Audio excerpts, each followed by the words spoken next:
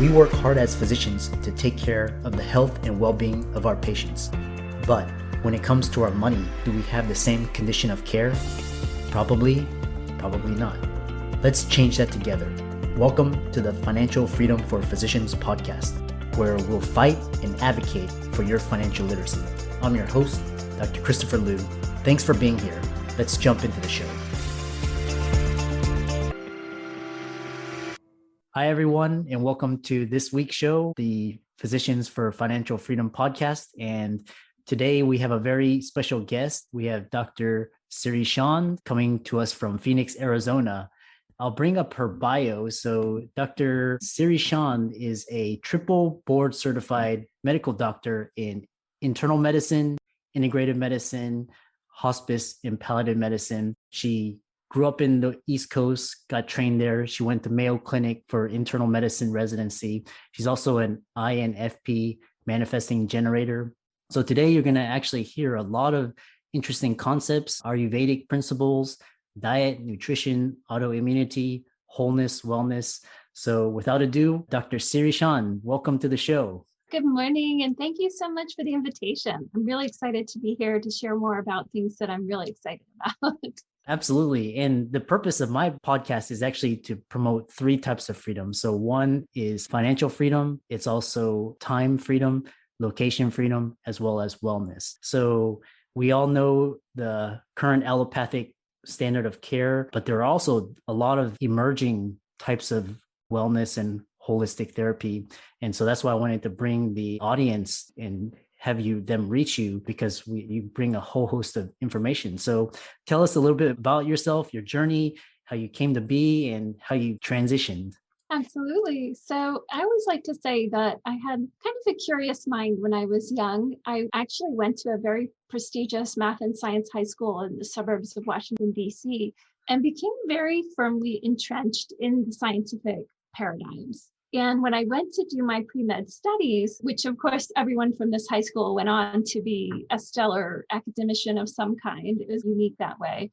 While I was at college, I started noticing that when I would have very high levels of stress, I would physiologically stop feeling good. I would have insomnia, I would have digestive issues, I would feel low energy.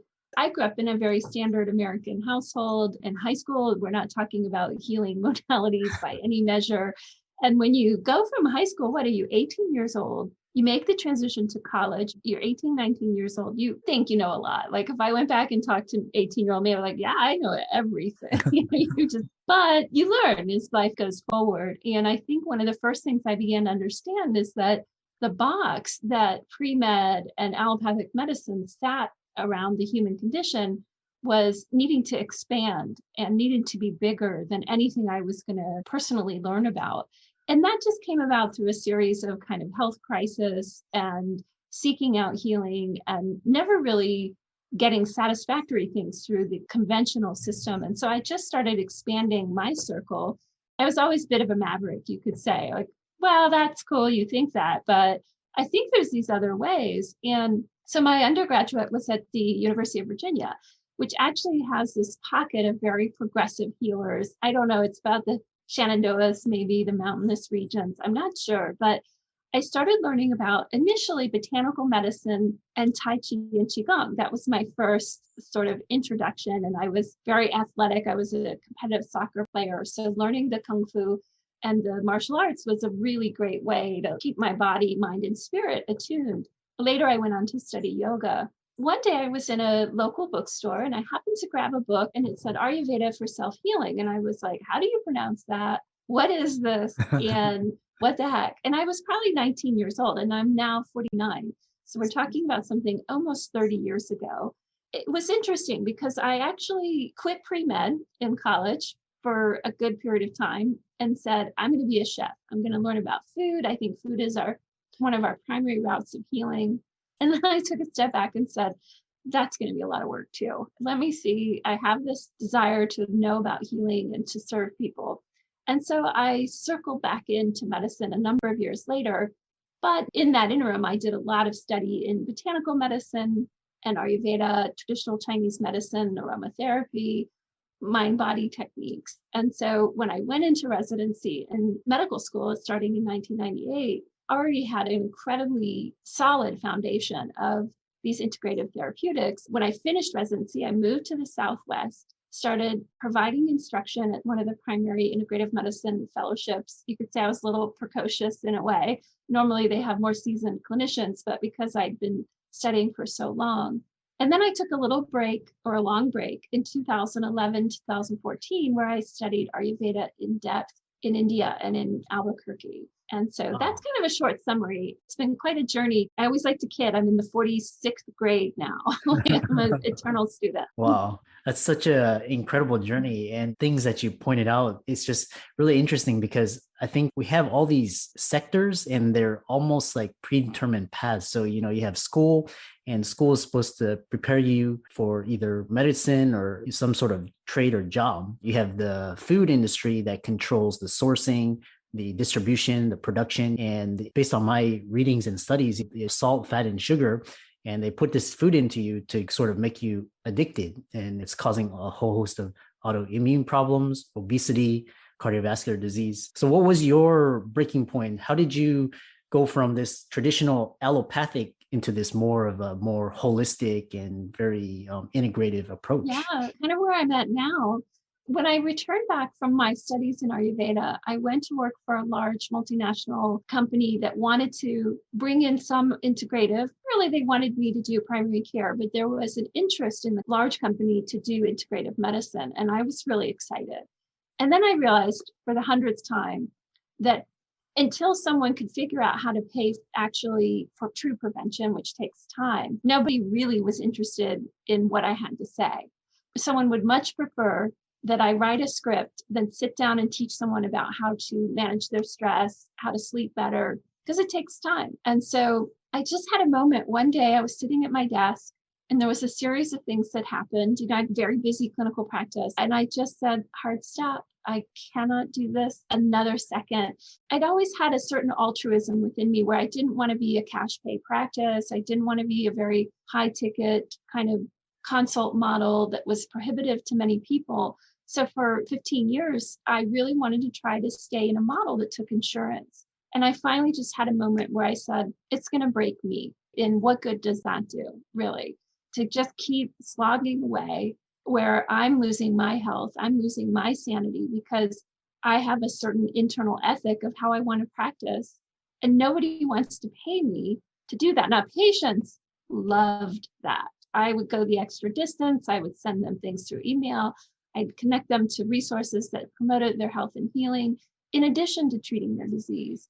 And so when I left, my patients were all very discouraged by that.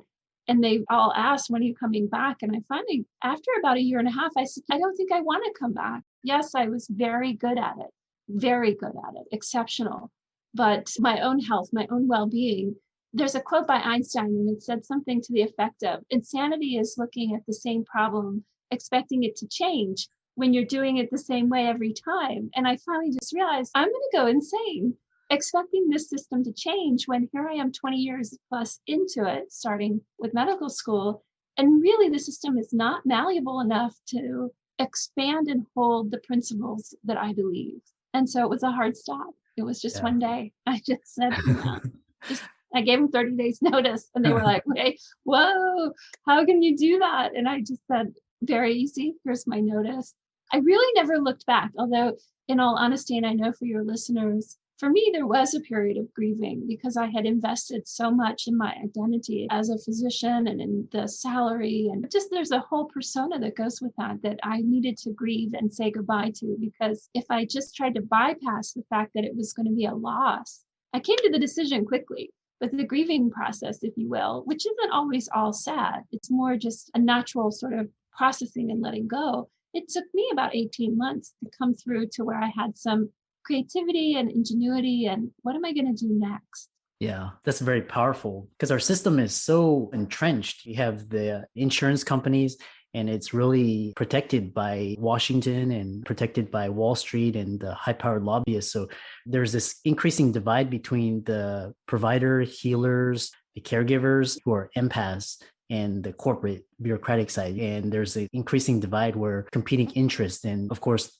the people that are going to survive are the people that own and operate the system. As we saw last year, a lot of physicians were expendable.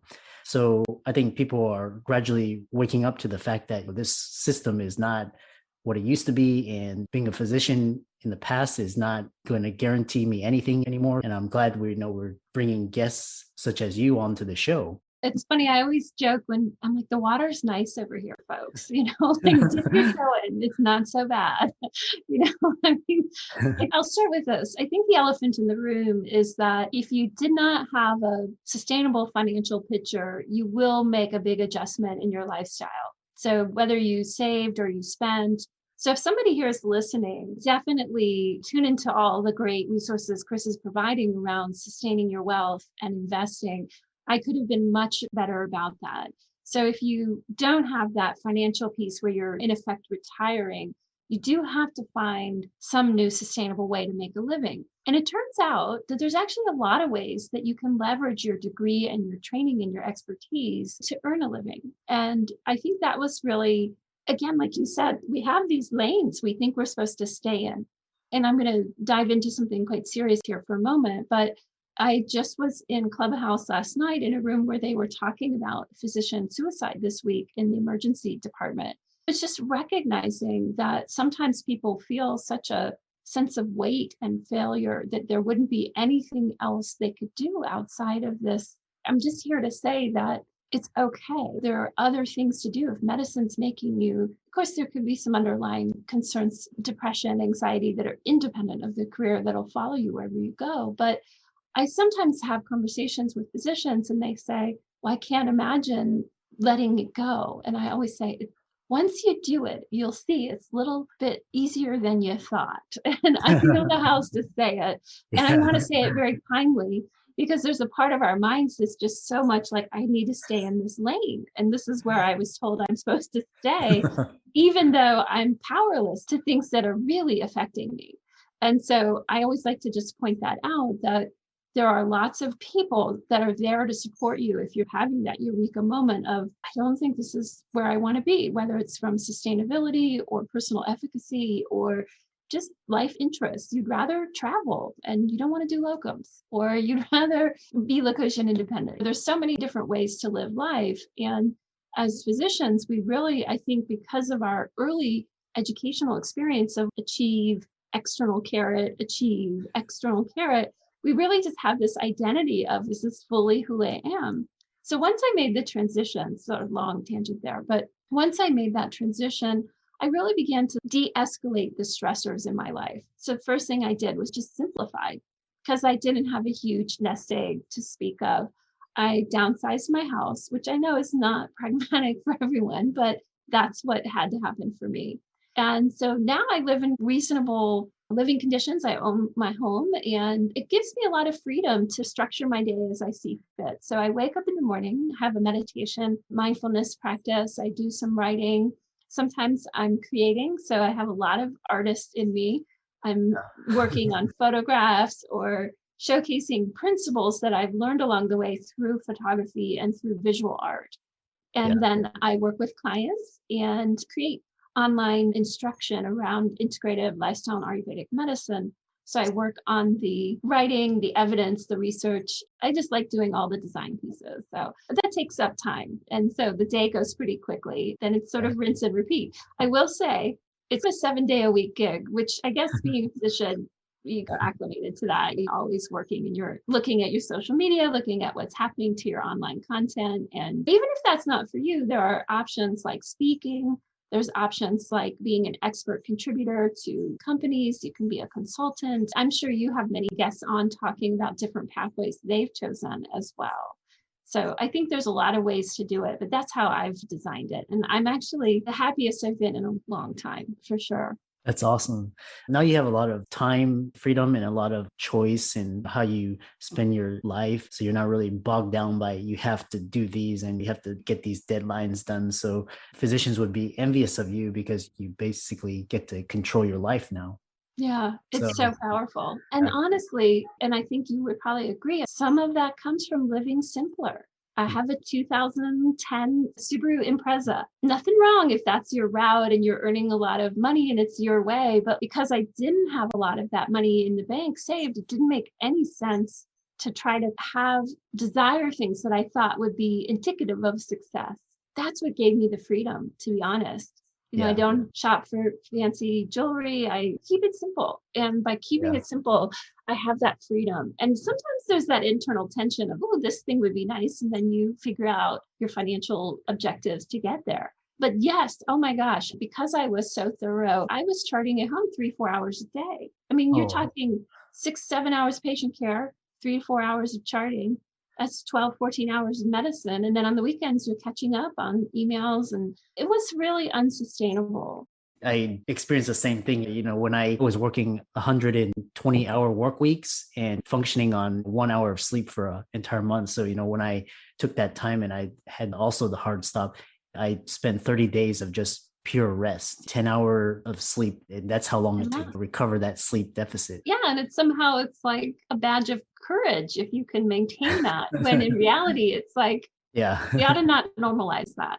And it is normalized. And I know that when I did residency, there weren't any work hour restrictions. So I would have 44-hour work week. I'd go in at between 4:30 and 6, leave the following day at 6-7 at night. Yeah. I almost died coming home one day. They talk about having the, 0.8, almost like your blood alcohol levels 0.8 when you drive home, sleep deprivation. I was at the Mayo Clinic in Florida, and the hospital was 20 minutes from my home. It's a true story. So I was driving home one day, and the Mayo Clinic pagers are funny. They page you to a number, and you have to call that number quickly because it's a phone calling you, not a pager. It's a weird system. Anyway, it's how they set it up. But at any rate, so the pager would go off and you'd need to look quickly because otherwise you couldn't reach the person. But I was on my way home, super long shift, and I dozed off at the wheel and the pager went off, like miraculously. To this day, I think it might have been a guardian angel, because no one was there. Ultimately, I pulled over and there was no link to a phone number, but I had fallen asleep, was going off into the divider. So I was going to probably launch myself into oncoming traffic. Even that should have been a sign, like, hey, you laugh it off is what you do. You laugh it off. You're like, I almost died coming home today. It's just so distorted. This badge of courage. Like, guess what happened, guys? Like, excuse me. Yeah. That's what we did, though. We just normalized it. I think you've given a lot of resources. If someone were interested in getting started in these practices, I'll put the links to your website and your resources. I know you've written a book and you have a course and coaching program. So I'll put those in the show. I'd love to share some other resources too. So if people are interested in learning about integrative medicine, there's the American Academy of Integrative Medicine and AIHM, and that's a great place to start. The Andrew Weil Center for Integrative Medicine has a website. They also have a practitioner database in case someone's looking for someone who's been trained in these modalities. The Institute for Lifestyle Medicine has a practitioner database and a lot of great education. And Ayurveda, I'd say reach out to me directly because it's very individualized. And there's probably 4 or 5 different smaller schools that you can go and study, a little bit like traditional Chinese medicine.